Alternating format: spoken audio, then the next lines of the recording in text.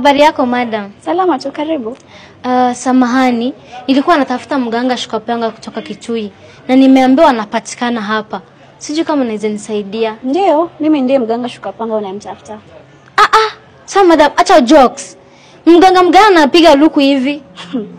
Wewe umekuja kutafuta solution ya tatizo yako ama umekuja kuangalia mganga vile amevaa? Nimekuja kutatua matatizo yangu, lakini sikuamini. So unasema mimi nitapeli, sio? Mimi sijasema wewe ni tapeli. Nimetaka kuhakikisha kama wewe ni mganga Shukapanga.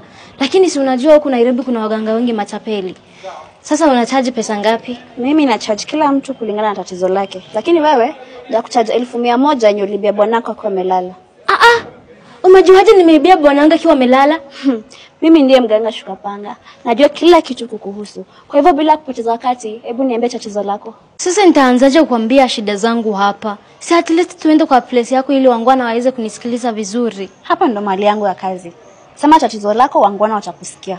Hii ni place gani? Nilikuwa na expect at least kuwa na manyoya ya kuku, ikuwe na mavibuyu, at least kuwa na kucha za nyoka. Keke. Hii ni place gani? Kama huna imani na mimi, naomba tu urudi nyumbani. Sababu naona unanipotezea muda.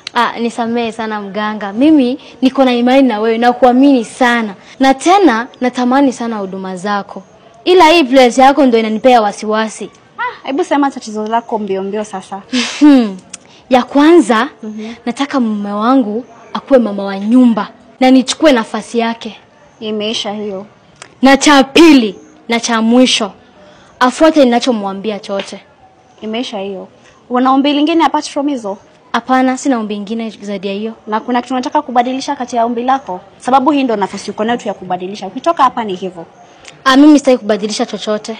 Haya, ekelea pesa yangu hapa na uende. Sawa, wacha nikutumie pesa zangu. Na hiyo maombi yangu ikikosa kutimiza, kesho asubuhi nakuja kuchukua pesa zangu. Na maombi yako ikitimia, naomba usikanyage hapa tena. Sitaki wateja wasumbufu. Sawa, ndio hiyo.